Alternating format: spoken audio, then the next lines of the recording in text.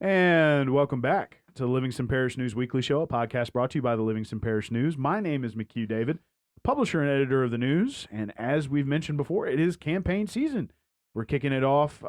This is mostly for next fall. Qualifying is in August, but we have our next guest here. I'm going to give him a second to introduce himself. Good morning, sir. Hey, I'm State Representative Rick Edmonds, and I currently serve House District 66, which is basically South Baton Rouge. It kind of goes all the way down to Highland Road, kind of picks that up. But I'll be running for Senate District 6, which is now occupied by State Senator Bodie White, who is termed. So obviously he can't run again, and here's an opportunity that I feel like real strong about. So we're ready to go. Sure. So, and of course, that district has now been extended to include a lot of Livingston Parish. It used to be just some parts in the north, but as I believe with the new maps, it goes all the way over to the east side and then comes down to Springfield. It correct? has. In fact, it takes in a big portion of St. Helena, which goes all the way to the Mississippi state line. It jumps over into just a portion of Zachary, which would be on obviously going west. Takes in Central. And then on that East Livingston side, that's a good portion of Albany, Springfield, Killian, all that area over there. Really good, really big geographical area to cover. Good Sure. district. Sure, yeah. And, with the maps being redrawn, going to be interesting to see, as people get their feet up underneath them. Yeah. Obviously, here in Livingston, we're going to have a lot of fresh faces. State Senator Rogers Pope is retiring at the Right. end of this legislative session. So we have two people who are currently in rep seats vying for his, might have some more get included later. But of course, with all of our representative seats, new faces are coming. So let's talk about you. First and foremost, let's talk about your professional history before you Sure. got involved in the legislature. So tell us a little bit about that. Well, I'm a longtime pastor. Okay. I have served in the Baptist realm for almost all my adult life. I traveled and spoke all over the country for years, and then I moved to Baton Rouge in 1988 and came on staff at Parkview Baptist Church and school, and fell in love with the school part of the sort of church world and got involved. I've been involved in education through that in the private arena for decades, and just fell in love with the school and the church and the community. And I now have a huge portion of that I moved into in the late 80s, and man, just got a great base in South Baton Rouge. Just awesome people. Sure. And you kind of went through that, and what made you decide to get into the legislature? Well, I went on board several years ago at the Louisiana Family Forum, which is a Christian policy agency. And, there's a national group that they deal with things like marriage or adoption or abortion or liberty issues, that kind of thing, and just sort of watched someone voting. I thought their voting record was not going the way that it should, and I came home one night multiple times. I told Cindy, my wife, I said, if this keeps going, I'm going to run for state representative. And so in 2015, I launched a campaign in that summer, made the runoff, and won the runoff. And here we go, 8 years later, and here I am sitting with you. Okay. And if you had to describe sort of your legislative tenure, how would you describe that? Well, the crazy thing about this is that I didn't come from a political background, so I didn't serve on, and I think school boards are important, and the council members, all of that. I think all of that's great. I just didn't feel strong about, for me personally, but I've always loved the legislature, and I remember when I was probably 15 years old, coming down, born and raised in Shreveport, and I remember standing in the chamber one day and looking up at that great building, because it's a phenomenal building, right? Oh, yes, And it is. I'm looking up in there, and I thought, wow, can you imagine that somebody gets to do this, and kind of looked about it and love history. And I loved politics when I was a kid. Growing up, I'm one of those oddities that I'd say to my mom, I'd say, can I just stay up and watch the presidential election and all that kind of stuff? And she'd let me stay up, and I'd watch all, hey, the great state of Louisiana now supports so-and-so. And I love that stuff, right? Sure. And so I just grew up like that, but I went into ministry, and I didn't feel like I could do most of that at that time. And then here later in life, I get the opportunity to run and win and get involved. And then right out of the gate, I get appointed to the House Appropriations Committee, which I'm sure you're well aware. There's a lot of strong committees, not anything stronger than your budget committee. Oh, yeah. And so for the past 8 years, I have been on House Appropriations, and and now I'm chairman of a couple of committees that have spun off of that. So my tenure has just been phenomenal of working with all the agencies and all their budgets, and that's kind of what I've spent the majority of my time doing. So we got a split here, and I want to start with this question, and I'm going to tell you both questions Sure. before I get onto it. First and foremost, wanted to ask you about getting involved in the legislature, not coming from a political background, but obviously having a lot of success. But we'll talk about that in a minute. You discussed a lot about being involved in ministry and education. How has that shaped you as a legislator?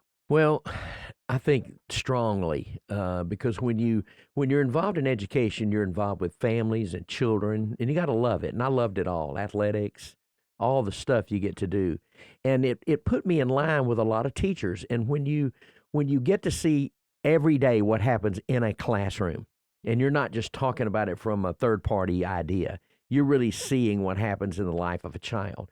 You find out outside of parents, the most important person many times in the life of a child is that local classroom teacher. So when you get that and you love kids and you love families, you say, man, this is pretty vital.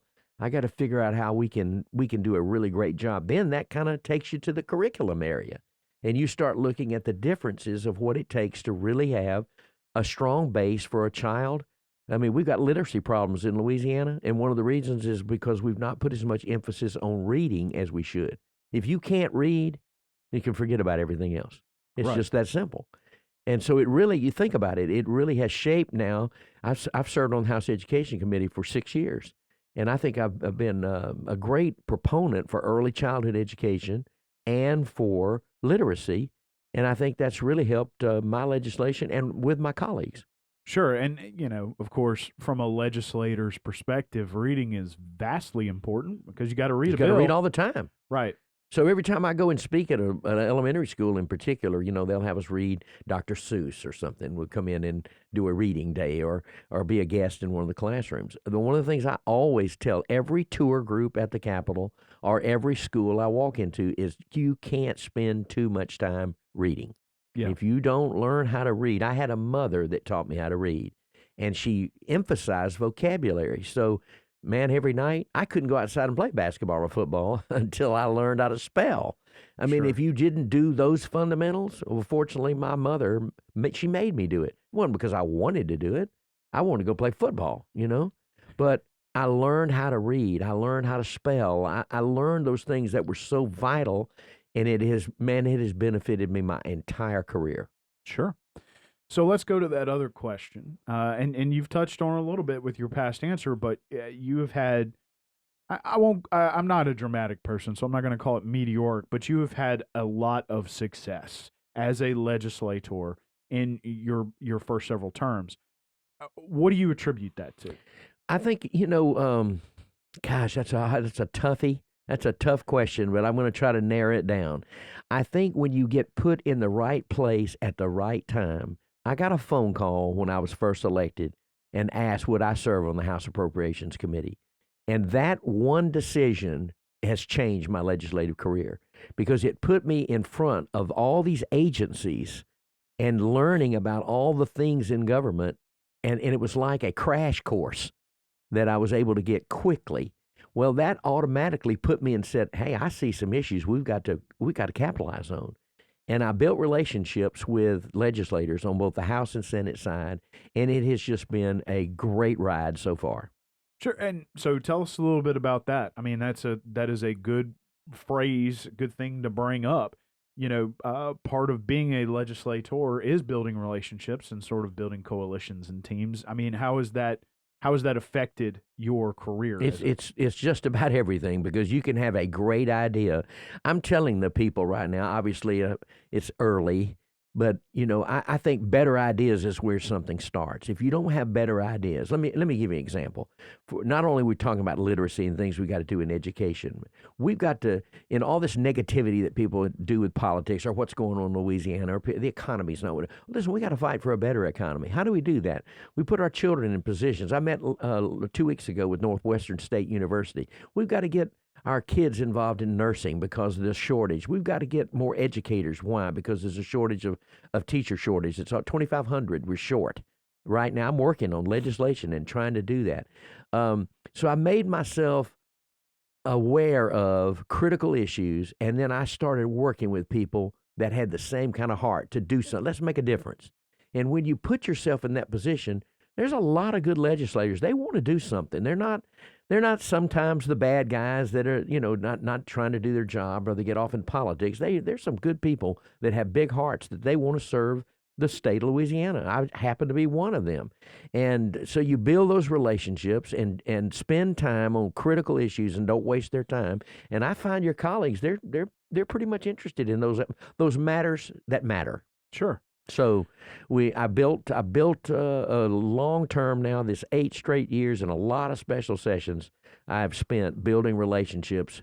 And I believe moving into the Senate, which is even greater, of how do you get infrastructure done? How do you get your bills passed? Because it doesn't make any difference how good the idea is if you can't get it passed, it doesn't really make any difference, does it? Right. It goes nowhere. It goes nowhere. So let's talk about that for a second. You're kind of leading it into, obviously you're running for the Senate. Why? Well, one is that I'm being straight. I don't want to go home yet. I've served 8 years. I have a term I could run for. It just so happens that Senator White is termed out, and so opportunity forges your way. I mean, you just have to look up at what your opportunities are. So I look up and think, man, I love getting to do. I love this. I want your people to hear. I get to go do this. This is one of my greatest honors in my whole life, and I feel that way every time. That may sound like the company statement, but I'm telling you truthfully, if somebody knew me, they would say, he really does like doing this. And no matter the problems, I do. I enjoy it every day. So going over to the Senate, to me, is another opportunity that I don't have to go home yet. I can serve, hopefully, a couple of more terms or so over in the Senate. And now I've learned some things that really matter that I think that I can invest myself in. Literacy being one of them. So I think education-wise, we got some big steps to take. We got to make some structural changes in the classrooms in order to make that happen. That's just one subject matter, but that's one of the major reasons. The opportunity's there. I'm trying to seize that moment.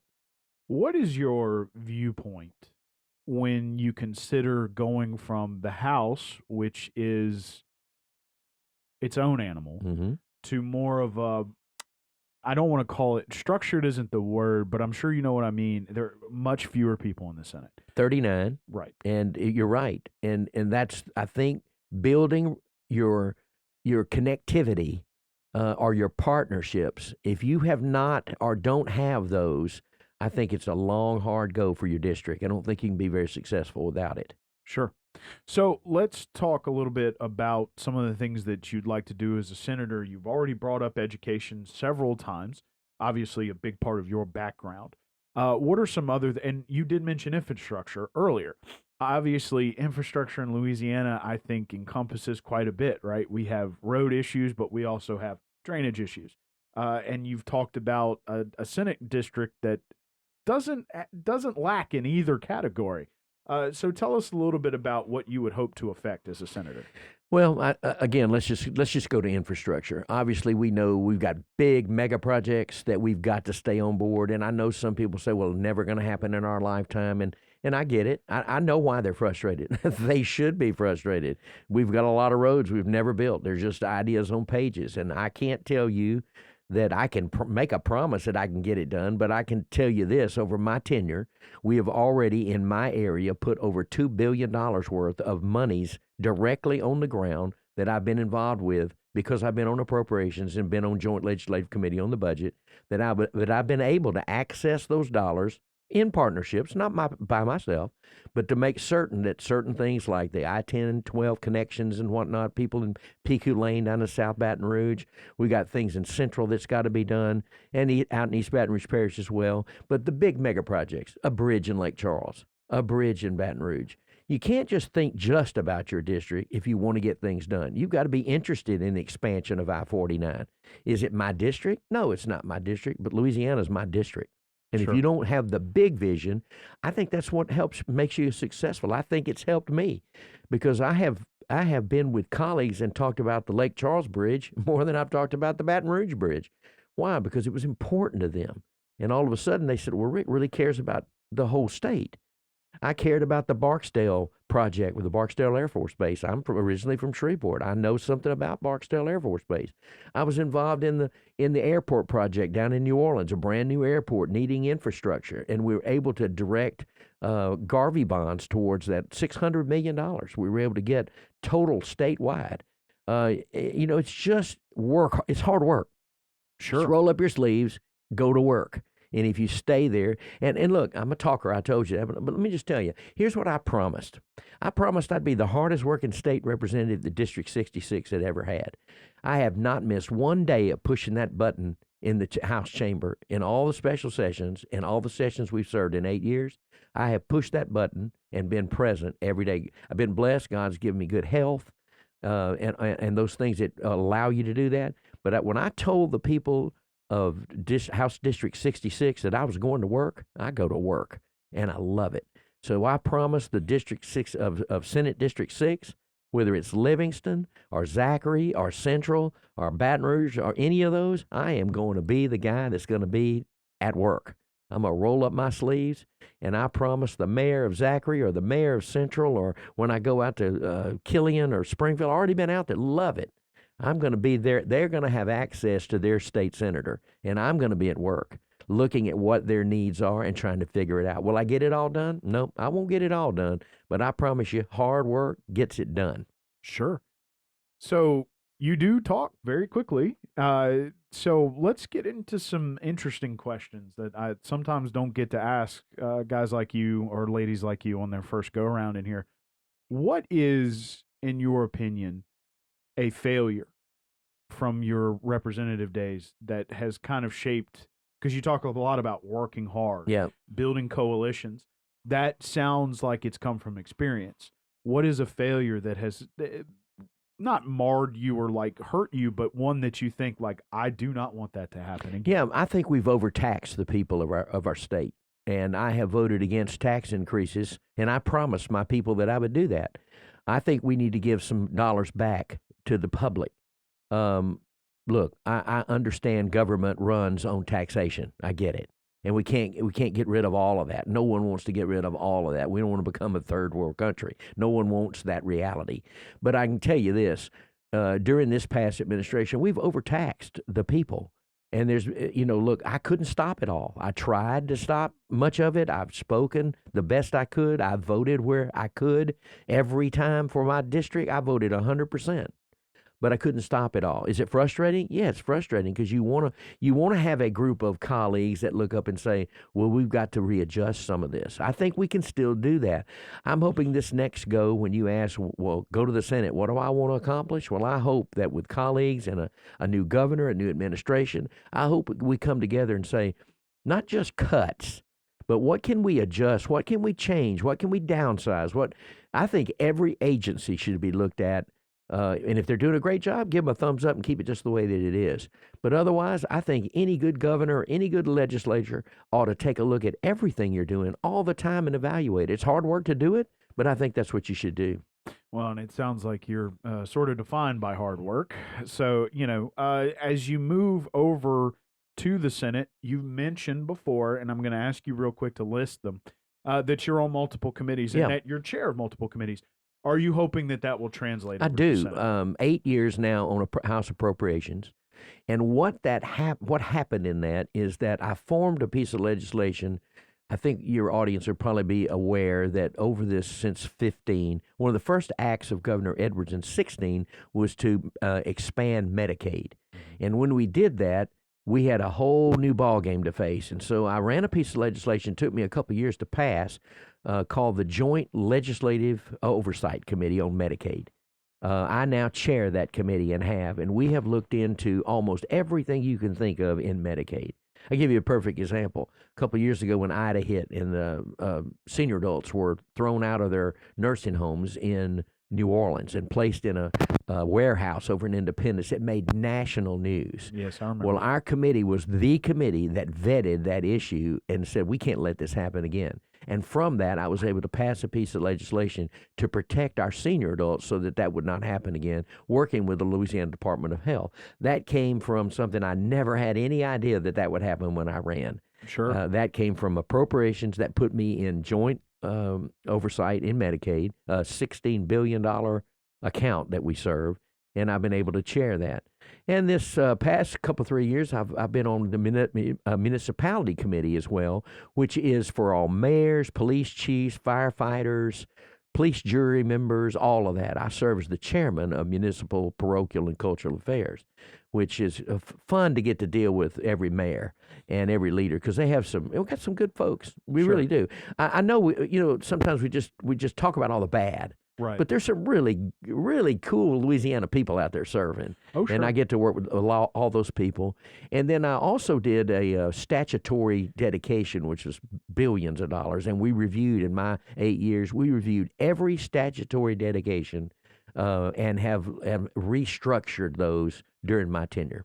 Now, and when you talk about statutory dedications, that's part of the budget. It is. Yes. Okay. So a lot of people have some misunderstanding about how the Louisiana budget works.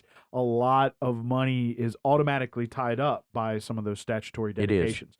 So I wanted to make sure that was Yeah. clear. So you've worked on that. Yes, sir. I promised I would, and we kept our word. I chaired that committee from the House side, and Senator Sharon Hewitt chaired it from the Senate side, and we worked together for about 4.5 years and reviewed every statutory dedication and restructured many of them, all of them in state government. First time it's been done that I know of in Louisiana history. Sure. And I mean, I think for a lot of people, that was preferable to, say, a constitutional convention, which I think there were a I think lot it of. helps some. Sure. Hey, look, we still got a lot of work to do, but I do think it moved the ball forward. And we saw, a pretty good bit of things that people thought was waste, and we thought we could restructure some of it. It was fee structured. I don't want to get in the weeds because it is Sure. a weedy subject. Sure. But we put together a really great committee, but we did what we said to the people we would do. We said we'd review them. We said we'd restructure them, and we got the job done. It took us about 4.5 years to do it. Sure. Any kind of forensic analysis of money is going to be weedy. Yeah. So kudos to you for working through all of that. I want to mention one other, because the other thing that was really urgent when I took office was there was a great amount of fraud, waste, and abuse that was allegedly in the Medicaid program, and it was true. It was millions of dollars that involved, and so we tied up with the Attorney General's office, and we worked for about 4 years, still working on it. I mean, there's still all kinds of opportunities that providers sometimes, not all of them bad, but some of them take advantage of how they can go through a loophole, and basically it's no more than stealing. That's just all they're doing. Sure. We've had I think we've done pretty good. We're not perfect, but I think we've done pretty good of identifying and winning many of those cases, putting some of those people out of business, and some of them getting them out of Louisiana. Sure. Because, I mean, when they expand Medicaid, for a lot of people, they almost like blood in the water. Yep. So, sir, as we try to wrap up here, if you had 90 seconds in front of a constituent or a potential constituent Yep. in Senate District 6, what's your pitch? My pitch is this: better ideas, better partnerships equal better results. And it takes those three components, I believe. You got to have good ideas. And I believe I have some of those, and I'm going to offer those to the district. But if you're not building relationships, as we mentioned early in the broadcast, you're not going to be successful. I believe I have already built a superior base of men and women that are my friends, they're my colleagues, and I think they treat me with a certain amount of respect, and I treat them that way as well.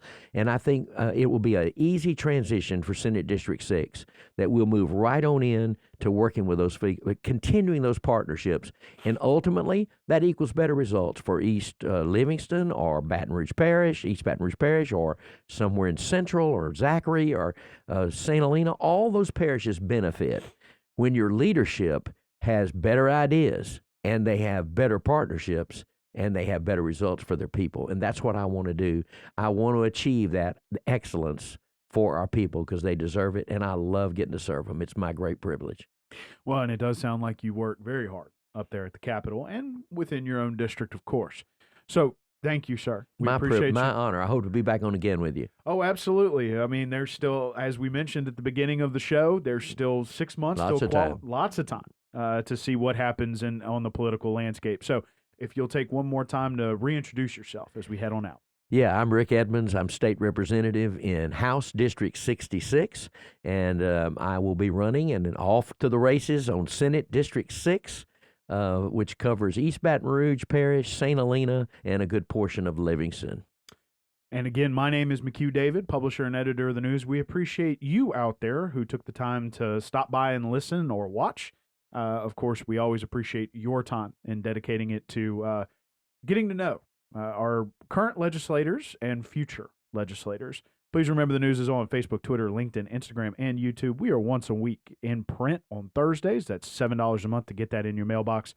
We're also online, www.livingstonparishnews.com. One more time, we appreciate you joining us, and we'll see you next time.